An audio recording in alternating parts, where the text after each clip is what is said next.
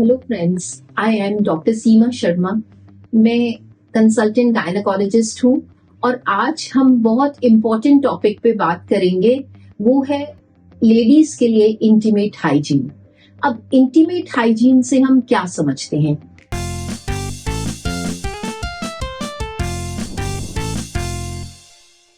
Intimate hygiene है अपने private parts की हाइजीन, जिसका मतलब है कि अपने आप को हम कैसे कई डिजीजेस से, कई प्रॉब्लम से बचा सकते हैं और लॉन्ग टर्म अपनी रिप्रोडक्टिव और सेक्सुअल हेल्थ को इम्प्रूव कर सकते हैं।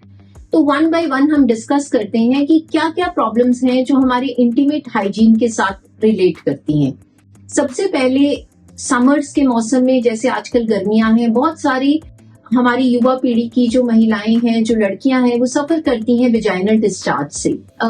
पानी पड़ना, वेजाइनल डिस्चार्ज या हिंदी में जिसको हम ल्यूकोरिया कहते हैं, ये प्रॉब्लम कई बार महिलाओं को बहुत ट्रबल करती है, जिसमें उनको वेटनेस रहती है, गीलापन रहता है, फाउल स्मेलिंग डिस्चार्ज होता है और ये कई बार प्रेजेंट करता है खारिश से भी, या फिर एबनॉर्मल वेजाइनल डिस्चार्ज। तो अगर किसी भी महिला को या किसी भी युवावस्था में लड़की को ये सब समस्याएं हैं तो उनको जाके अपने गायनेकोलॉजिस्ट या स्त्री रोग विशेषज्ञ को जरूर कंसल्ट करना चाहिए। But at the same time मैं ये बताना चाहती हूँ कि बहुत बार मदर्स वरी करते हैं कि हमारे डॉटर्स को ल्यूकोरिया है, लेकिन नॉर्मल वेजाइनल डिस्चार्ज जो है उसको ल्यूकोरिया से हमें कंफ्यूज नहीं करना चाहिए। नॉर्मल वेजाइनल डिस्चार्ज को हम कैसे डिफरेंशिएट कर सकते हैं? वो मोस्टली व्हाइट होता है, ट्रांसपेरेंट होता है, थोड़ी सी वेटनेस होगी, लेकिन वो कभी भी इरिटेशन, रेडनेस या खारिश के साथ एसोसिएटेड नहीं होगा। अगर ये तीनों सिम्टम्स नहीं है तो हम रीअश्योर हो सकते हैं कि हमें ये नॉर्मल डिस्चार्ज है, जो हमारे मेंस्ट्रुअल साइकिल में वेरियस हार्मोनल चेंजेस के साथ कम या ज्यादा हो सकता है। फॉर एग्जाम्पल, जब हमें पीरियड्स आने वाले होते हैं तो जो नॉर्मल डिस्चार्ज है वो हमेशा हल्का सा ज्यादा रहता है।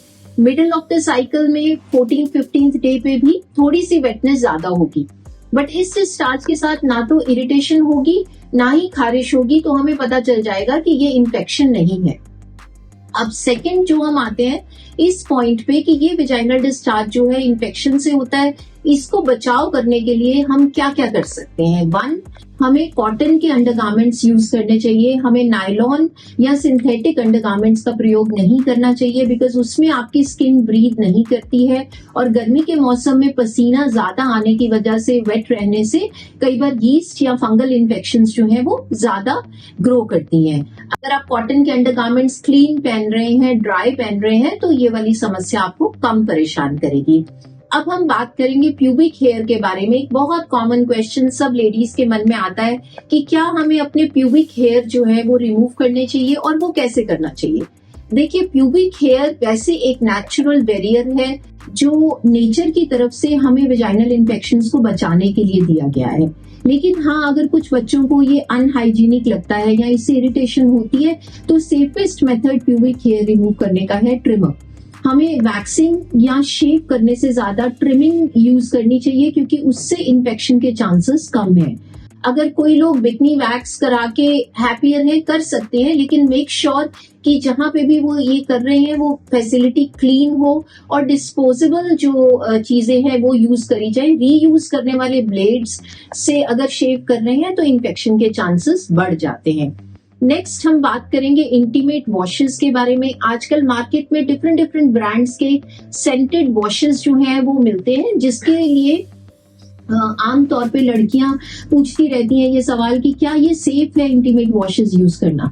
देखिए, वंस इन अ वाइल आपके पीरियड्स के दौरान या दिन में एक बार या 2 दिन में एक बार अगर आप वॉश यूज कर रहे हैं आप कर सकते हैं, बट उनसे आपको डूशिंग नहीं करनी, मतलब बहुत डीप वेजाइना को क्लीन नहीं करना है। Just like a liquid soap, आप उसको डाइल्यूट करके अगर आप once in a day use कर रहे हैं तो उसका नुकसान नहीं है, बट उसको यूज करना कंपल्सरी नहीं है, क्योंकि नेचुरली भी आपके वेजाइना में एक डिफेंस मैकेनिज्म है आपको इन्फेक्शन से बचाने के लिए। नेचर की तरफ से जो ह्यूमन वेजाइना है उसमें बहुत सारे हेल्दी बैक्टीरिया रहते हैं जो वेजाइना की पीएच को एसिडिक रखते हैं, जिससे कि इन्फेक्शंस अपने आप ही प्रिवेंट होती हैं। और अगर हम बहुत सारे सेंटेड केमिकल्स यूज करते हैं तो हम अपने अब नेचुरल बैरियर को स्पॉइल कर रहे हैं। Last but not the least हम बात करना चाहते हैं कि सेक्सुअल एक्टिविटी को कैसे सेफ रखा जाए। हमने देखा है कि करंट ट्रेंड में बहुत सारी युवा पीढ़ी बिफोर मैरिज सेक्सुअल एक्टिविटी में इंडल्ज कर रही है। तो और या इवन फॉर मैरिड कपल्स, अगर हम सेक्सुअली एक्टिव हैं, हमें बैरियर या कॉन्डोम्स यूज करने चाहिए सेक्सुअली ट्रांसमिटेड इन्फेक्शंस को प्रिवेंट करने के लिए। अगर हम कॉन्डोम्स यूज करते हैं, बहुत सारी जो STIs हैं उनको हम अपने आप को उससे बचा पाते हैं। यहाँ तक HIV जैसे हमें पता है एक जानलेवा इन्फेक्शन है, उसका बहुत ज्यादा बचाव कॉन्डोम्स के प्रयोग से हो सकता है। और लास्ट में हम बात करेंगे एक कैंसर की, जिसको कहा जाता है सर्वाइकल कैंसर, जो विमेन में बहुत कॉमन है और वो कॉज करती है HPV वायरस। हमारा ये जानना बहुत जरूरी है कि HPV वायरस की ट्रांसमिशन भी सेक्सुअल एक्टिविटी के थ्रू होती है। अगर हम अपने आप को बचाना चाहते हैं तो कॉन्डोम्स का इस्तेमाल बहुत जरूरी है। और अपने आप को इस कैंसर से लाइफ टाइम बचाने के लिए आज के टाइम पे एक वैक्सीन अवेलेबल है, जिसको सर्वाइकल कैंसर वैक्सीन कहा जाता है। 9 साल से लेके 16 साल की लड़कियों को ये सर्वाइकल कैंसर वैक्सीनेशन जरूर ऑप्ट करना चाहिए। और उसके बाद इवन इंडिया में up to the age of 45 हम लोग इस वैक्सीन से अपने आप को सर्वाइकल कैंसर से बचा सकते हैं।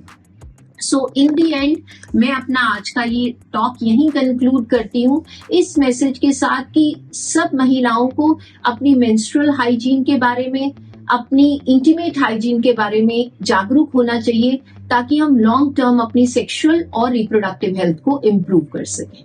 Thank you.